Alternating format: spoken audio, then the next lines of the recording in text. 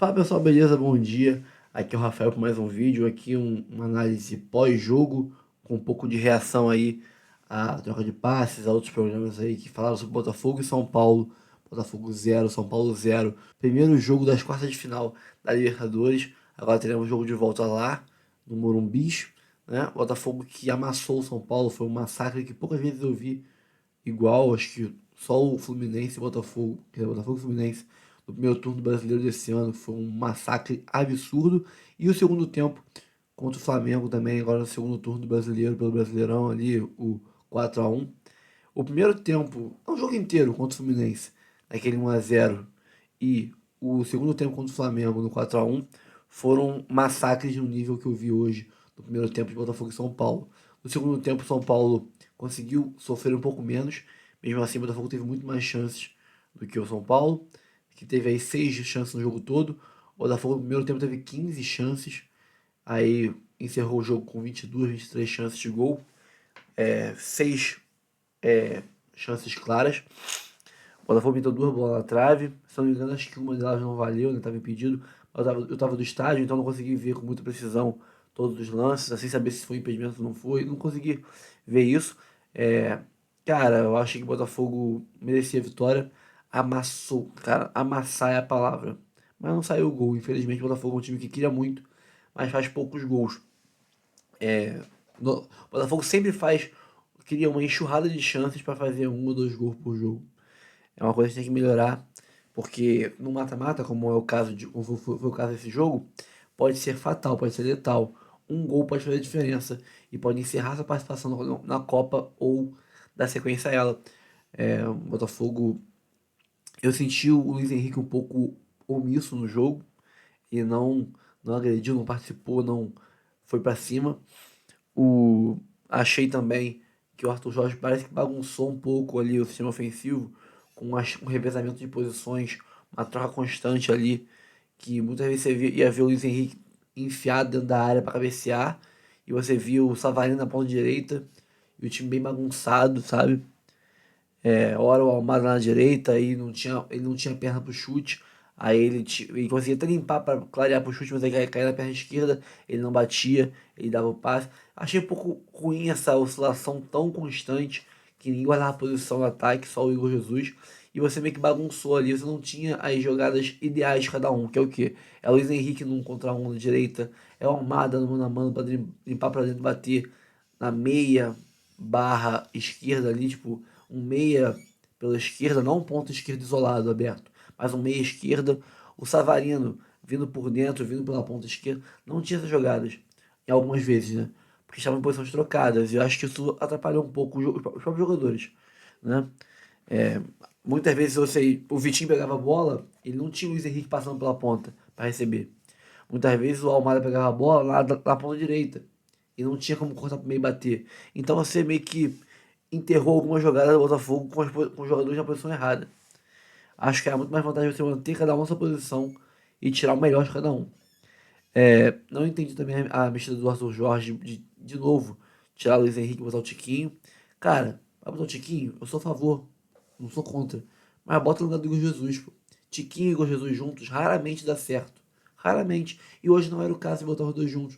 Porque tava um meio barra defesa muito povoado, muito fechado.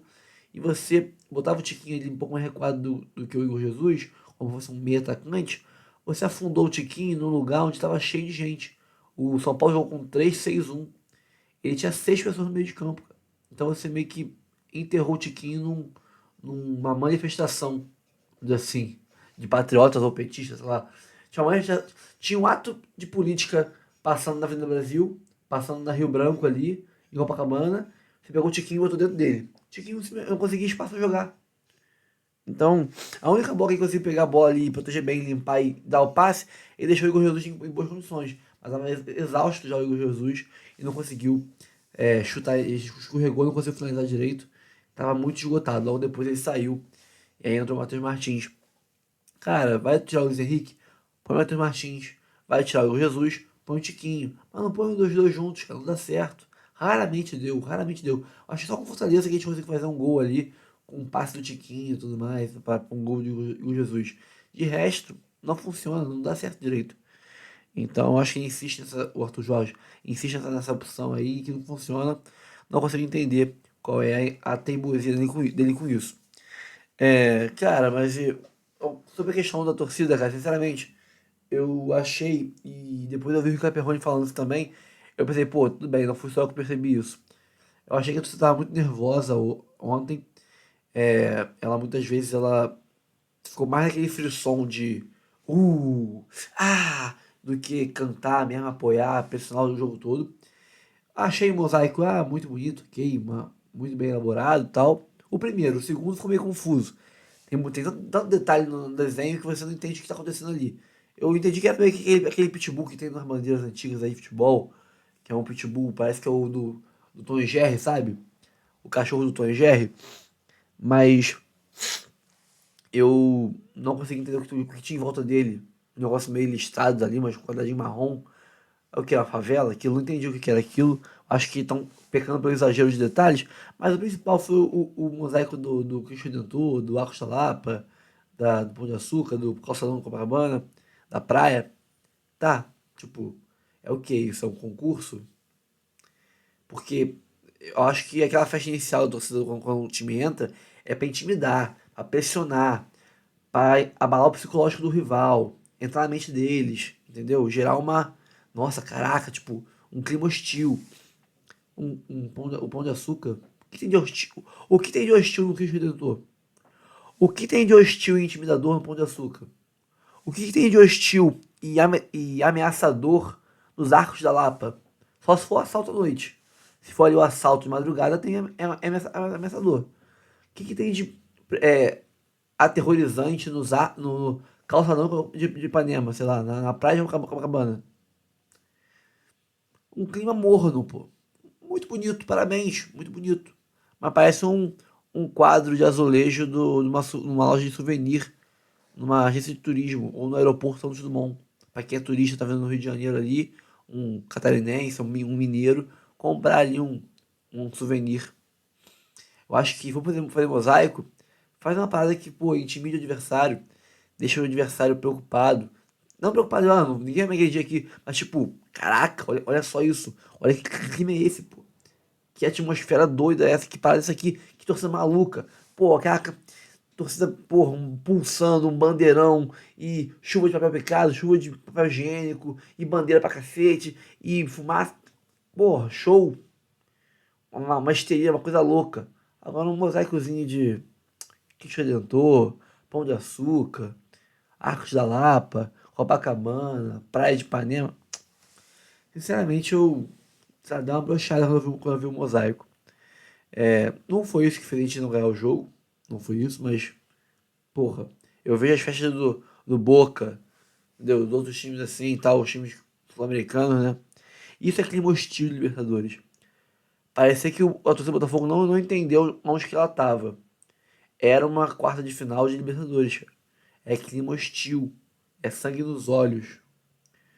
Não tô falando que a culpa foi a torcida, não, tá? Tô falando só um asterisco aqui, uma observação que eu fiz com relação ao clima, que eu achei o clima bem morno no estádio. Não achei aquele clima hostil, porra, pressão, frisson da porra. Não achei, não achei. E não é falar que, porque o Newton Santos tem uma acústica ruim. Não, eu vi outros jogos no Newton Santos com um frisson, uma pressão, uma atmosfera muito mais impactante e ali tensa e hostil do que eu vi ontem. Então eu tava lá.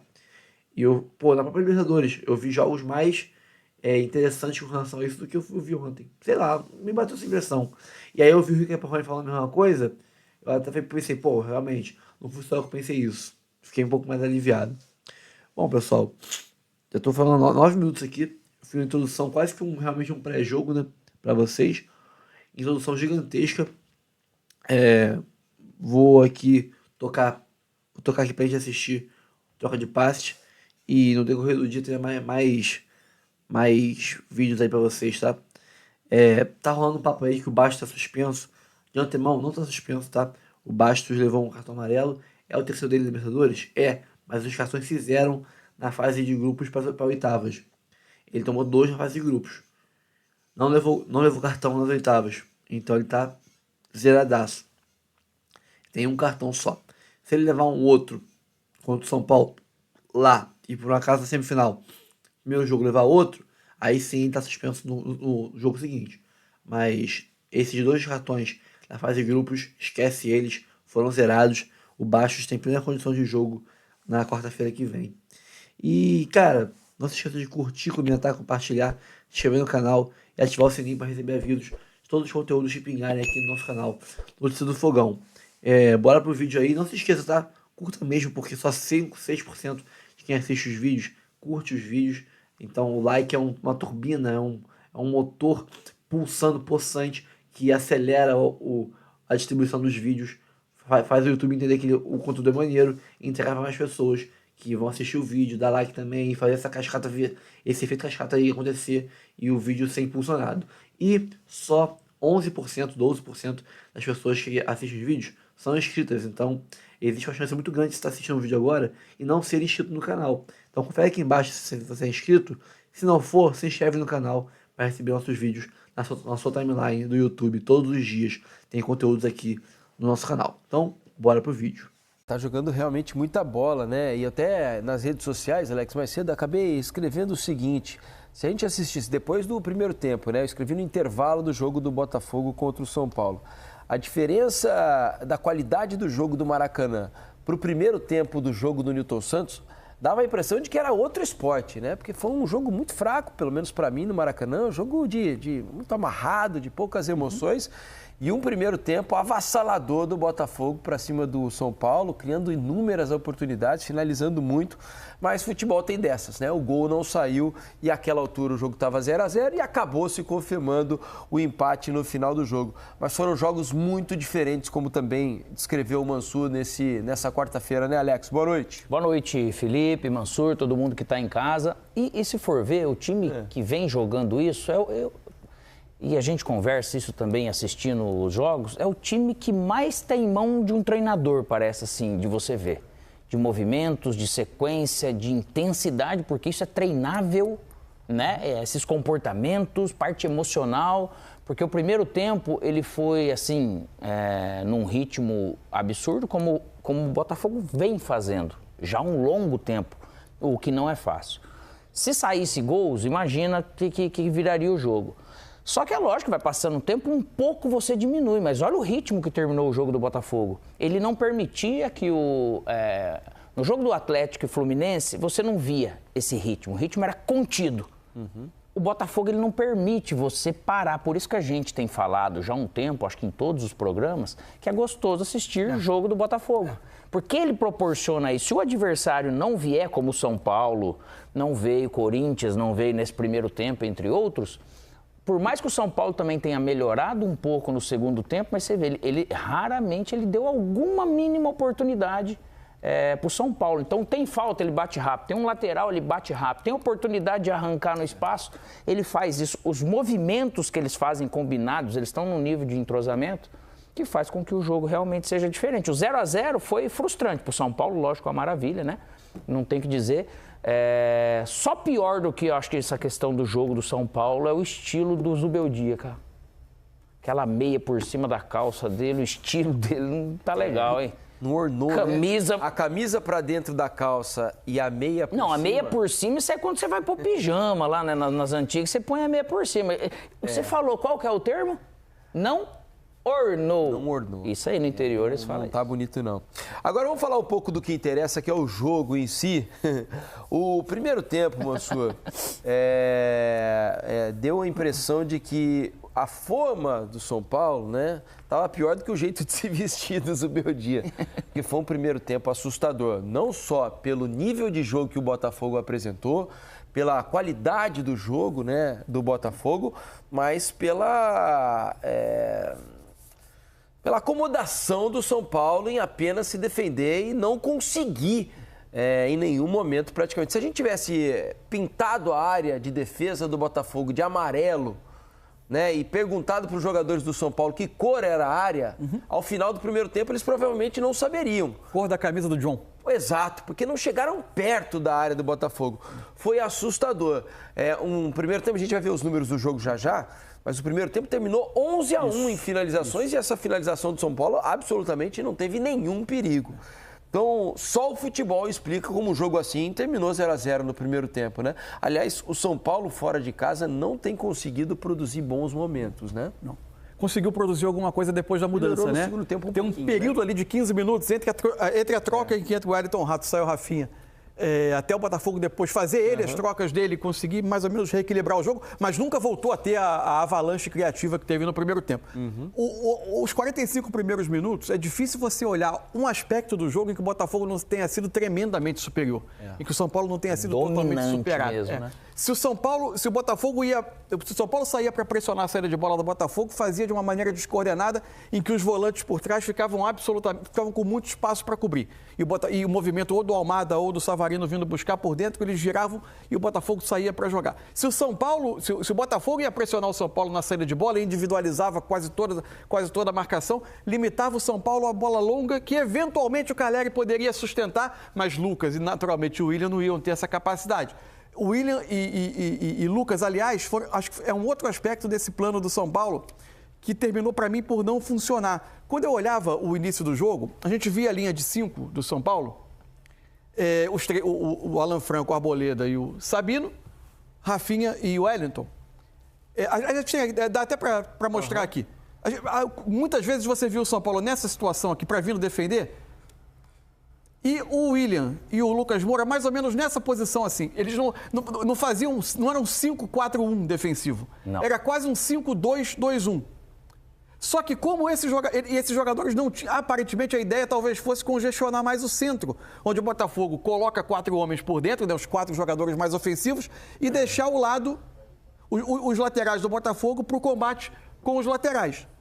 O que acontecia muitas vezes era que o William e Lucas eram atraídos para pressionar a saída de bola do Botafogo, distanciavam demais de Luiz Gustavo e Bobadilha, e toda essa região aqui da frente da defesa do São Paulo, sobrava muito espaço e sobrava jogador do Botafogo por todos os cantos. Então, o Botafogo entrava, fosse por combinação pelo lado, conseguia infiltrar pelo meio. Os jogadores do Botafogo chegavam em zona de finalização com muita facilidade. Por quê? Acho que porque o plano não funcionava como talvez tivesse sido pensado pelo Zubeldia e pelas enormes virtudes do Botafogo. Se você deixa o Botafogo tão à vontade assim para criar, aí o jogo tende a ficar à feição do Botafogo. Se fosse pegar mapa de calor, esse campo defensivo e ofensivo do Botafogo, o jogo ficou ali.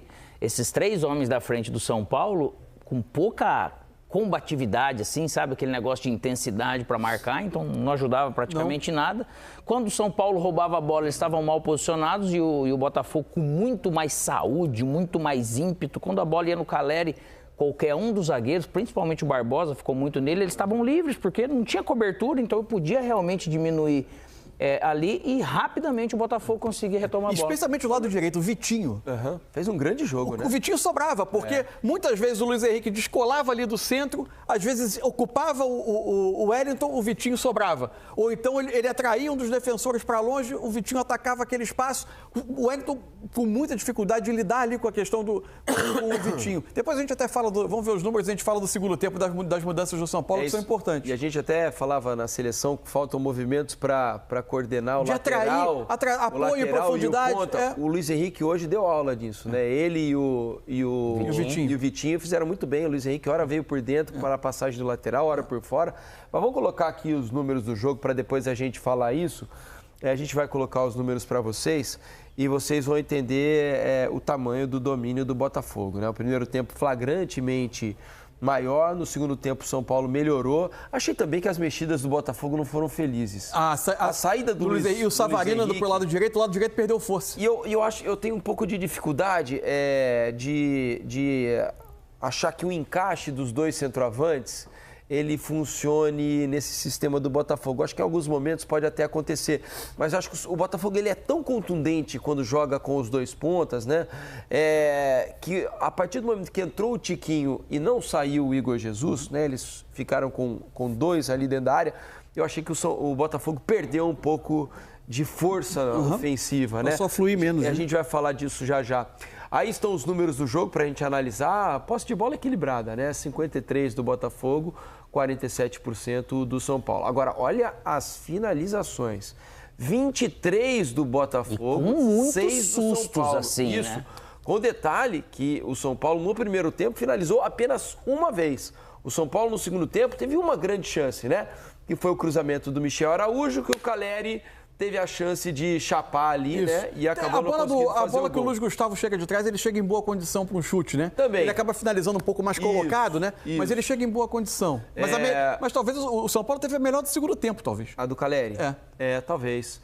No alvo foram 6 finalizações do Botafogo e apenas uma do São Paulo, 4 escanteios a 1, faltas 10 do Botafogo, 13 do São Paulo, 3 impedimentos do Botafogo, nenhum impedimento do São Paulo. Na segunda página, são 552 passes trocados pelo Botafogo contra 345. A precisão, 82% do Botafogo, 76% do São Paulo. Desarmes 22-12, cartões 2-2, inclusive um deles vai tirar o Bastos no próximo aliás, jogo. Aliás, é um tema importante para o próximo jogo. Porque o Bastos, para mim, foi um dos grandes jogadores da partida, né? Um dos melhores jogadores do jogo de hoje e está fora pelo terceiro cartão amarelo. E aí o mapa de calor, né? O São Paulo, veja que praticamente não jogou no campo de ataque, né? O mapa de calor do São Paulo é todo no setor defensivo. O Botafogo já tem o seu mapa de calor um pouco mais espalhado. O São Paulo veio para o jogo sabendo disso, lógico, é uma maravilha. Lógico que não teve a competência do Botafogo em botar a bola para dentro, em finalizar melhor, né? Isso aí é a responsabilidade do Botafogo. Não adianta você dominar os 2 jogos, você acabar não passando porque você não fez gol e acabou tomando um lá. Mas, ao mesmo tempo, nessa condição que a gente vê hoje, esse Botafogo ele joga igual praticamente fora e dentro de casa. A diferença é que lá o São Paulo consegue realmente pressionar melhor, consegue ter um volume de jogo, uma rotação um pouquinho maior do que ele tem tido fora. Pensando pelo lado do São Paulo, né, o resultado foi espetacular, né? Pelo que o São Paulo produziu, pelas circunstâncias do jogo de hoje do Nilson Santos, o São Paulo sai vivo, né? Porque dava a impressão de que ele sairia morto. Em dado momento, foi exercício de sobrevivência. Santos, aparentemente, seria ali que o Botafogo ia conseguir terminar com o confronto, né? Imagino que tenha ficado claro para o Zubeldia que, pelo jogo ter mostrado muito claramente que, para a volta, o plano vai passar por uma linha de 4, né? E não pela repetição da ideia inicial de hoje, né? Que absolutamente não funcionou. Mas você sabe que eu até anotei, fui dar uma pesquisada para ver quando o Zubeldia tinha usado o sistema com 3 zagueiros. O time reserva costumou jogar Anotei com 3, aqui, não foi? Mansur, foram 5 jogos, tá? Ele usou 3 zagueiros. Ele usou nas vitórias, 2 vitórias contra o Vitória. A do Morumbi era time reserva. E time 2-1. Bem mexido, Ele ganhou do Cruzeiro, fora de casa, também com time reserva. 3 zagueiros, 1-0. E a vitória recente, agora a última. Teve um empate em 0-0 com o Palmeiras. Sim. E uma derrota também para o Palmeiras, 2-1. Então foram 5 jogos, hoje foi o 6º, 0-0 com o Botafogo. E um detalhe sobre o Sabino, né, que foi uma novidade hoje no time titular, né? Ninguém imaginava o Sabino começando o jogo. Ele foi titular, contando com o de hoje, em 7 dos últimos 10 jogos. Então, claramente, está ganhando espaço, né, no time do São Paulo. Em algum momento, até eu vi uma entrevista do Sabino recentemente, ele dizendo que o Zubeldia tinha sido muito claro com ele. Falou, olha, não confio em você, você não está entre os meus preferidos, tenho outras opções e tal. O Sabino falou, tudo bem. Provavelmente ele foi lá, trabalhou e fez mudar de ideia. Vou fazer o meu aqui, quero dizer para você que eu estou pronto para jogar. A hora que você precisar, eu estou pronto para jogar. E foi assim, né? Se preparou, se condicionou, treinou e mostrou que está pronto de ser escalado em 7 dos últimos 10 jogos, né? Claramente ganhou no campo, não foi no papo, né? No campo de treino e depois das chances que teve aproveitando. Só sobre a questão do segundo tempo, que eu acho bem interessante, assim. Quando o Zubeldia... Eu já achei que ele fosse voltar com linha de 4 do intervalo, né? Mas com 14 minutos acontece a primeira mexida. E aí começa a ter uma modificação que é interessante. Entra o Wellington Rato, sai o Rafinha de campo, o Alan Franco passa a defender como um lateral, o Rato vem para o setor direito e o Lucas vem por aqui. Quando o São Paulo faz a sequência de 3 trocas, as 3 trocas que ele faz juntos, Ferrarese, Luciano e Michel Araújo, eu até me surpreendi da saída do Lucas, porque eu achei que era o momento que o Lucas estava conseguindo entrar no jogo, recebendo a bola. E até poderia que nessa nova estrutura ele pudesse ter uma condição melhor. Exato. Mas acaba saindo o Lucas para a mesma função entrar o Luciano E aí tem o Ferrarese, que se vira um pouco melhor, eu acho que o Alan Franco, né? Fazendo esse papel mais híbrido, de um lateral mais defensivo, mais de um lateral direito. Mas fez um bom jogo o Alan Franco, né? Fez, enquanto teve... Segurança, as bolas aéreas, assim, ele atrapalhou sempre. Né? E aqui a saída do William para entrar o Michel Araújo. Aqui me pareceu que tinha uma questão bem específica. O Wellington defendia contra o Savarino. Sim. E o Michel Araújo entra com a missão de acompanhar o Vitinho. O William, ele não saía no Vitinho desde os primeiros passes. Ele tentava vigiar um pouco mais a saída de bola. Se o Botafogo se instalava no campo de ataque, ele vinha. Se por acaso o Vitinho ultrapassasse, era muito comum ver o Michel Araújo defendendo mais atrás do que o Wellington. Porque a função dele claramente era fazer esse acompanhamento. Como o Botafogo, com a ida do Savarino para o lado direito, já tinha perdido um pouco de volume, né, de capacidade de criação de chances, a partir daí ele tinha a frente da área muito mais bem defendido, o Rato fazia muito esse trabalho aqui, e aí eu acho que o jogo pendeu um pouco mais para o equilíbrio. Né? O Botafogo depois vai até retomar um pouco de controle mais para o final, quando o Botafogo faz as suas trocas, mas o São Paulo já estava mais estável, né, em termos de capacidade defensiva. A última mexida é mais para renovar fôlego, né, na saída do Caleri. Pelo André Silva, o São Paulo termina mais ou menos assim. E às vezes o pessoal pode pensar assim, poxa vida, gente, mas será que foi os 3 zagueiros que atrapalhou? O problema não é se é 3 zagueiros, depende da dinâmica que você vai conseguir fazer para poder confrontar aquele outro sistema. E você vê que o Botafogo, ele, para tudo que é jeito que você vem jogar contra ele se movimenta de formas parecidas, mas bem sincronizados. E chega sempre 3 e 4 na área. Quantas vezes você viu o São Paulo conseguir chegar mais do que 1 ou 2 na área? Tem essa diferença, né? E tem uma outra questão, né? O Botafogo teve extremo conforto para jogar no primeiro tempo. Ele causou esse conforto. Né? Isso, porque os jogadores conseguiam receber sempre em lugares onde havia muito espaço. Então, o jogador do Botafogo quase que invariavelmente recebia a bola, dominava, pensava, escolhia onde ia fazer o passe, se ele ia arrancar com a bola, ganhar espaço, ou se ele ia fazer um passe. Mas principalmente. Então, era muito conforto. O São Paulo não estava conseguindo encontrar a marcação do Botafogo. Dava a impressão de que o Botafogo tinha jogadores a mais do que o São Paulo em campo. E né? tinha em muitos setores. Essa era a questão. O Botafogo estabelecia superioridade em muitos setores do campo, né? Muitos setores do campo. Desde a saída de bola, quando por vezes vinha o Gregory como um ou às vezes era terceiro por dentro, terceiro abrindo para abrir alguém do meio com os alas, os laterais lá em cima. Os laterais já bem mais altos. O Almada muito bem fazendo esse papel de vir buscar essa bola junto com os volantes do São Paulo. Né? Ele poderia, às vezes, ter colocado o Almada de um volante segundo, deixado o Luiz Henrique, se não teve nenhum tipo de problema físico a mais ou algo, porque ele ganharia até mais. Porque o Almada gosta, né, de fazer esse jogo mais por trás e você vê ele tá começando a dar essas arrancadas, né? A hora que ele dava uma arrancada, tirava um volante e abria um clarão. Ele é muito bom, né? Muito ele bom. É muito bom jogador, fez um grande jogo. Parece que já entendeu o panorama onde hoje ele está jogando. Não foi o eleito pela Comebol como o melhor do jogo, né? O Savarino, pela Comebol foi o Savarino. Ele joga muito, foi muito fez muito parecido os dois também. Na transmissão da Globo foi o Almada, né? Na transmissão da Globo, o eleito pela galera, pelos comentaristas, foi o Almada. Os dois fizeram um ótimo jogo junto com o Luiz Henrique, né? E a partir daí o Botafogo teve chances bem claras de gol, né? O primeiro tempo é de um domínio muito forte do Botafogo, tem bola na trave, 2 bolas na trave. Uma estava impedido, né? É verdade. Teve criação. A bola do Luiz Henrique, aquela bola em que vem um toque de cabeça na segunda trave, o Luiz Henrique completa de cabeça no travessão. O bandeira demora marca, um pouco, porque a jogada se desenrola ainda ali na área, havia algum perigo, e depois assinala o impedimento. Mas ainda assim, um lance muito perigoso. O Botafogo conseguiu muitas vezes ter ótima condição para finalizar. E outra, o Botafogo conseguiu incomodar o São Paulo o tempo todo. Com a bola, você vê o Botafogo, ele corre para frente. Se vai no zagueiro, se vai no volante, é uma bola pressão roubada. Na bola o tempo inteiro, o tempo né, Alex? todo. O São Paulo não fazia isso. Então, por isso que se eu estou jogando na linha de frente, eu sei que o Botafogo, nesse sentido, ele vai ter um volante mais livre, porque realmente o Lucas e o Caleri não tem essa mesma condição, né? Nem de saúde tem. Só que não estava organizado para fazer isso. Então eu acabo realmente colocando a bola lá para trás. Aí se um volante vai sair, você acaba desencadeando alguns outros problemas. Queria falar com vocês sobre Alex Telles, porque ontem aqui no Troca de Passes, Alex não estava o Ramon com a gente. Na provável escalação, né, apresentada pelo pessoal dos setoristas do GE, dava como provável a escalação do Marçal para início do jogo. E a gente comentava aqui, até fui eu quem levantei, né, Mansur?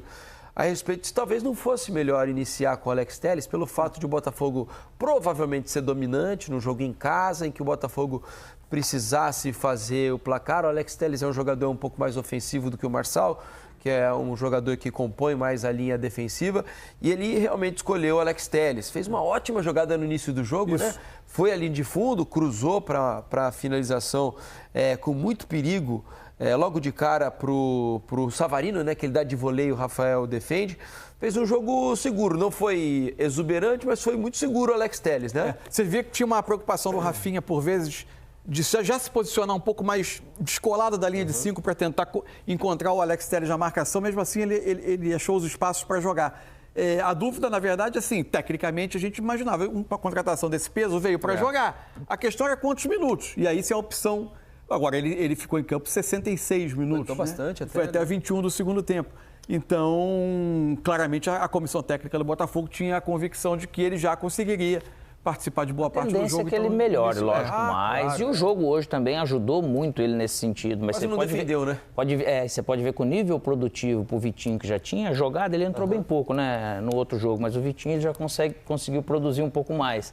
E a tendência do Alex Telles, eu acho que é essa mesma, né? Do lado do São Paulo, a principal novidade, né, para o jogo, a entrada do William Gomes, além da, a gente já falou aqui sobre o Sabino, né, que apareceu, e aliás, a defesa do São Paulo, é claro que permitiu muito, não dá para dizer que foi uma atuação porque foi um 0-0, não é porque a defesa se saiu bem, porque o Botafogo teve muitas oportunidades, mas ainda assim a defesa conseguiu bloquear muitas, né? É que assim, porque várias vezes o jogador do Botafogo tirava para bater e conseguia... E esse é o benefício dos 3 zagueiros, né? Que você tem essa ocupação alguém ali aparecia dentro. na frente para tentar evitar o chute. Porque a inferioridade do São Paulo era tática, não era de capacidade individual de defender dos zagueiros, né? Então, você tem muitas vezes chegando atrasado na disputa, você está em inferioridade para defender. E tudo vai estourar. Muita finalização vai estourar ali. Vai estourar ali. E sobre o William Gomes, coitado, né? Não. Hoje foi um Muito jogo de sacrificante sofrimento para ele, né? Muito sacrificante. Porque ele é muito bom como? Com a bola. E ele praticamente não pegou na bola para tentar alguma jogada. E quando pegou era para correr em bola longa numa disputa que ele não tinha muita vantagem. Então é um jogo de pouca amostragem para ele, assim, do que ele é capaz, do que ele pode fazer. Só que ele foi o escape para algumas pouquíssimas chances de roubadas de bola, de transição que o São Paulo teve, acabou sendo com ele. Vai ficar uma grande dúvida, eu acho, desse São Paulo para o segundo jogo. No Botafogo a gente imagina uma escalação talvez igual a que começou o jogo. Se os jogadores tiverem condições, sem o Bastos na defesa. Deve ir o Adrielson, imagina eu, ou o Halter. O Adrielson tem uma questão, a quantidade de minutos dele recente é muito pequena, né? O ritmo de jogo deve ser uma questão. A gente não vai ter como saber como ele está, né? Senão o Lucas Halter oscilou bastante. Que oscilou tecnicamente. Né? É um setor, aliás, a chegada do Adrielson, além, eu acho que a vontade dele de se mover dentro do grupo de clubes do Botafogo, os poucos minutos que ele teve, pouco tempo de jogo que teve na França, acho que tudo isso pesa, mas também uma necessidade, né? O Botafogo, de toda a fartura que tem no elenco, ali é um setor que você está um pouco menos coberto. Ainda contratou o Pablo, né? Mas o Pablo não conseguiu. Não, teve lesão, jogou e tal, ficou à disposição. Eu nem sei se ele está à disposição. Vou até dar uma pesquisada aqui para saber se ele está à disposição, porque ele está tão sumido. Ele não estava no banco hoje. Não. Coitado, tá sofrendo muito com esse problema, né? E o Adrielson. Ele tem capacidade para ajudar bastante, né? E nesse momento, com o Adrielson chegando agora e pouco jogado na temporada. E o Walter com algumas Mas pela experiência, acho que né? até do Adrielson, o treinamento vai dar para dizer, assim. Mas se você pega um jogador desse tamanho chegando... Ele tem os atalhos também, ele tem coisas que ali nessa parte, nesse setor, com um time organizado como o Botafogo, é possível. O fato é que o Botafogo serão esses 10 jogadores, mais o zagueiro escolhido para substituir o Bastos. Lateral esquerda, né? Mas acho que até lá, acho que agora o Alex Telles está mais claramente estabelecido. Talvez nem não participe eventualmente do clássico de início com o Fluminense no sábado, pode ser. Porque ele tem 4 laterais, embora o Cuiabano esteja machucado, né? Ainda tem Hugo, Marçal e o próprio Alex. Agora, o São Paulo é que eu acho que vão ficar dúvidas, né? Eu acho que sim. Vai ser linha de 4? Então, linha de 4. Mas o lado direito vai ter Lucas e Luciano, com o risco de você se desequilibrar um pouco mais na marcação, e o Botafogo já mostrou quanto isso é arriscado. Por outro lado, é na sua casa e precisa ter iniciativa. Mas aí vai com o Wellington Rato, vai com o William do outro lado, ou de repente com o Michel Araújo com uma função mais defensiva. Enfim, acho que vai ter algumas interrogações aí. Mas eu acho que tendo o Rebeldia resolver. Eu pensando, né? Se sou eu, tendo um Rafinha, eu coloco uma linha de 4 com ele e coloco o Rato, coloco o menino e o Lucas por dentro. Com o Caleri, né? Se for ver, acho que é o mais coerente. Sem Luciano ainda. Sem Luciano, O Luciano vai entrar no jogo no segundo tempo. como entrou acaba hoje. sendo uma arma de alguma maneira. É da maneira que eu acho que o São Paulo ele se equilibra um pouco mais. E o Rato ele também te dá essa condição de retenção, de marcar, de um lançamento, né? Ele te dá algumas opções. E pode ser que ajude daí a produtividade ofensiva do São Paulo, consequentemente do Willi e do Caleri. E do Lucas, né? Para poder ajudar o Caleri, senão ele vai ficar sempre sozinho de costas. Que se vem uma bola e outra, esses zagueiros do Botafogo, do jeito que eles estão marcando, e na condição física que eles estão, eles conseguem roubar a bola do Caleri, que é chatíssimo, sem fazer falta. Então não tem aquele momento de você falar, poxa vida, eu vou respirar. Né? Então lá eles vão ter que controlar até o ritmo, porque se sai o São Paulo também jogar contra esse Botafogo, se você se expõe um pouco, sem A qualidade... transição desse Botafogo é fortíssima. É terrível, então vai ser um jogo perigoso. E o problema no primeiro tempo também foi muito esse, né? O São Paulo não conseguia respirar no jogo. deu tempo. Era o pugilista que está nas cordas tomando um golpe atrás do outro. Se você ver uma corrida, parecia que eles estavam num autódromo sinuoso e o Botafogo estava no oval, né? Que não tirava o pé em momento nenhum. Então é isso, pessoal. Se você olhar aqui esse esquema tático que eles montaram aqui atrás do Lino, né, tudo mais, você vê que o São Paulo foi com uma linha... Ele montou um esquema com 3-6-1, né? Mas os alas, que em teoria seriam alas, eles não eram, eles eram laterais, eles afundavam mais. Era uma linha de 5, depois uma linha de 4 na frente, ali com Bobadilha, Luiz Gustavo, William e o Lucas Moura. Então era uma linha de 5 e uma de 4. Ou seja, bloquearam, fizeram uma parede na frente da área ali. O Botafogo ainda assim conseguiu criar mais de 23 chances de gol.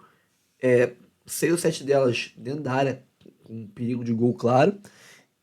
Então, eu acho que no jogo da volta, o São Paulo não vai conseguir se fechar de novo do mesmo jeito, até porque a torcida não vai permitir isso.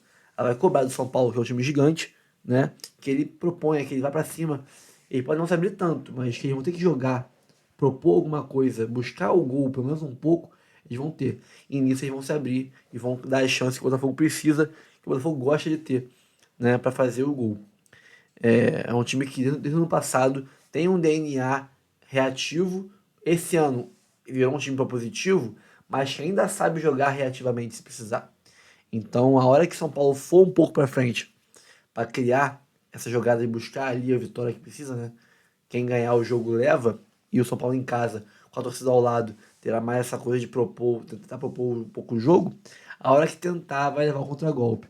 E aí eu acho que o Botafogo tem condições de ganhar o jogo. Assim como fez contra o Palmeiras, 2 gols, né? No Palmeiras precisava do resultado e foi para cima.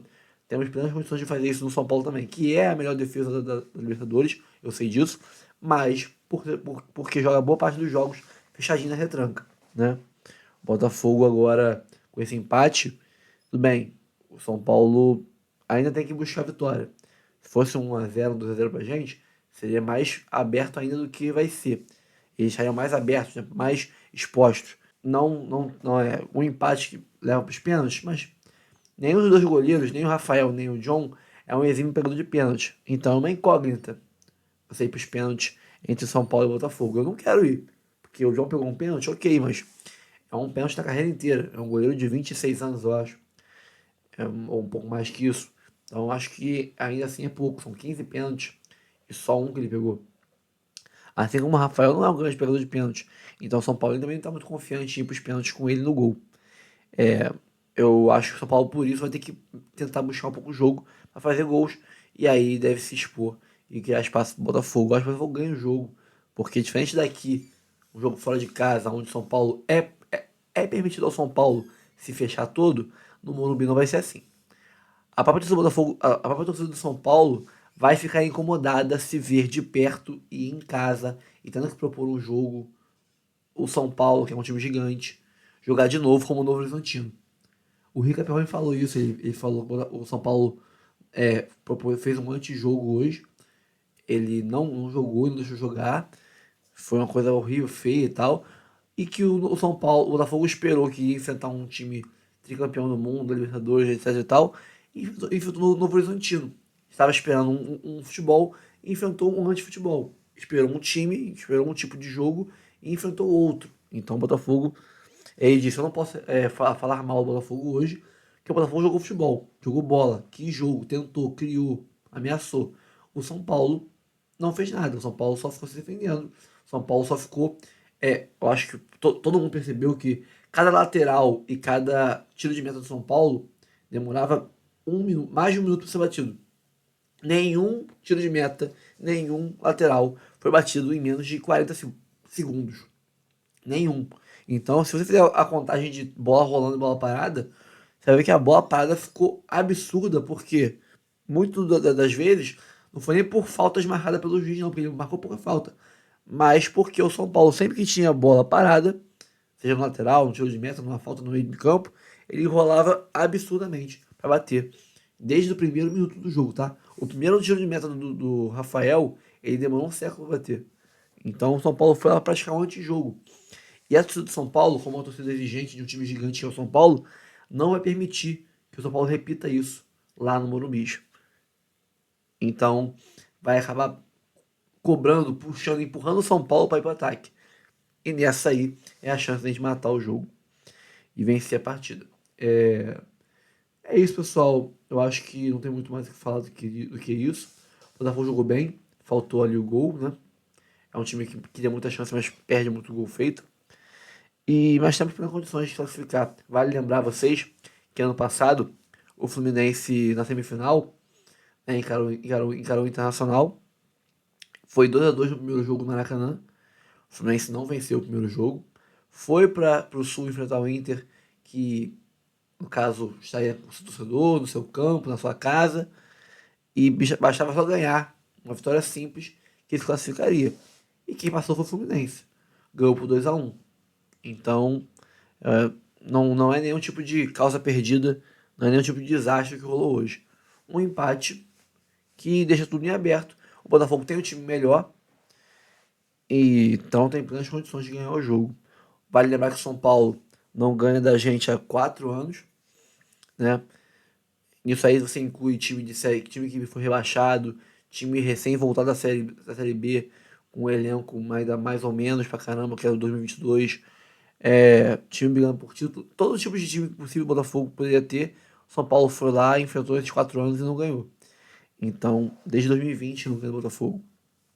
Então, nós temos plenas condições de ganhar esse São Paulo e se classificar para as semifinais. Mas aí nas semifinais, temos que entender que temos que perder menos gols, porque vai afunilar e o nível vai subindo de exigência e de nível técnico também. E a torcida tem que entender que ela tem que se esgoelar o jogo todo. Tem que apoiar o jogo todo. E se for pra fazer mosaico, faz mosaico de um pitbull com olhos de fogo, cuspindo, espumando pela boca, com um braço de meio metro, todo bombado, todo aterrorizante, com um canino de 3 metros de altura. Uma coisa que aterrorize o adversário. Se não, faz outro tipo de festa. Faz papel picado, chuva de papel higiênico, bandeiras, faz outro tipo de festa, mas não faz mosaico de azulejo de agência de viagem, não. Não faz mosaico de feira de ciência de escola, não. Eu não quero ver o Cristo Redentor, eu não quero ver o Pão de Açúcar. Eu quero ver um bicho raivoso. Ou então quero labareda de fogo, quero um gladiador, alguma coisa do tipo, tá? Parabéns aí quem montou o mosaico, muito bonito, bem feito, mas prefiro um mosaico mais intimidador. E é isso, pessoal. Eu me estiquei muito aí, tanto no pré quanto no pós, né? Do vídeo aí, para ser quase que um pós-jogo para vocês assistirem. E é isso. O canal estranhamente está com um alcance muito baixo nos últimos 2 dias. Produzimos conteúdo beça, conteúdo tipo, no ritmo normal, né? Que é bastante conteúdo por dia. O mesmo tipo de conteúdo, mesma pegada, mesmo tudo, mesma edição, tudo. E estranhamente, ontem a terça e a quarta-feira foram de um alcance ridículo, muito baixo, muito baixo. Nossa, muito ruim mesmo. Coisa de nenhuma. Cada hora que batia 2.000, 3.000 views por hora, ontem bateu 200, 100 por hora. Foi uma parada absurda. Então, a gente fica meio chateado, não sei o que aconteceu com o alcance do canal nos últimos dias, nos últimos 2 dias. Até então, mesmo na data FIFA, o alcance estava muito bom.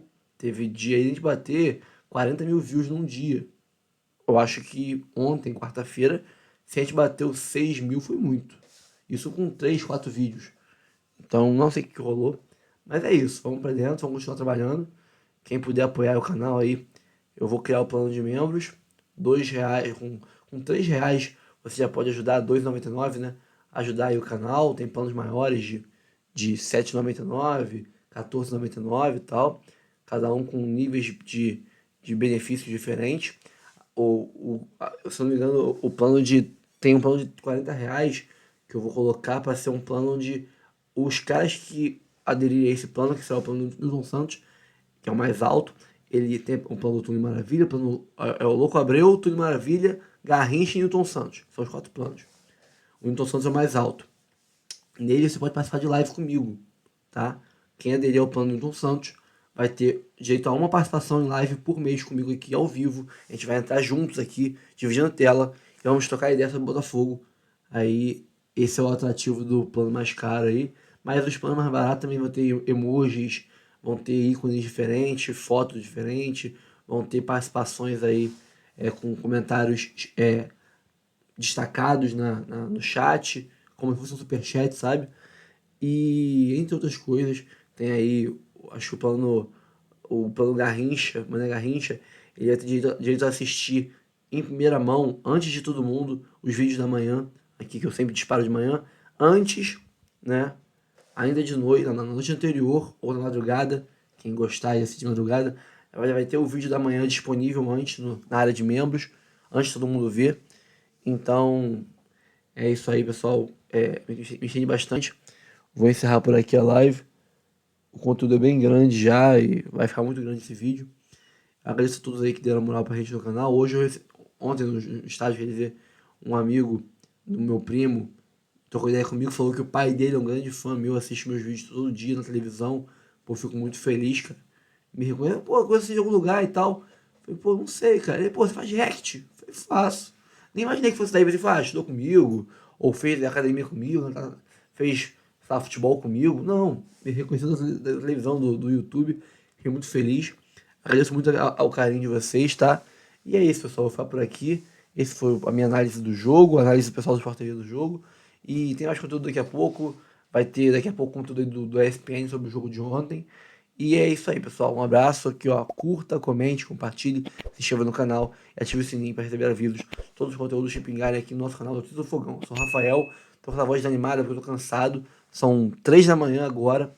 Ainda vou exportar o vídeo para subir ele e tudo mais. E também eu tô meio resfriado, então releva aí, pessoal. Esse tom mais baixo aqui, mais lento, é porque eu tô realmente bem prejudicado. É isso aí, pessoal. Um abraço. Até o próximo vídeo. Valeu.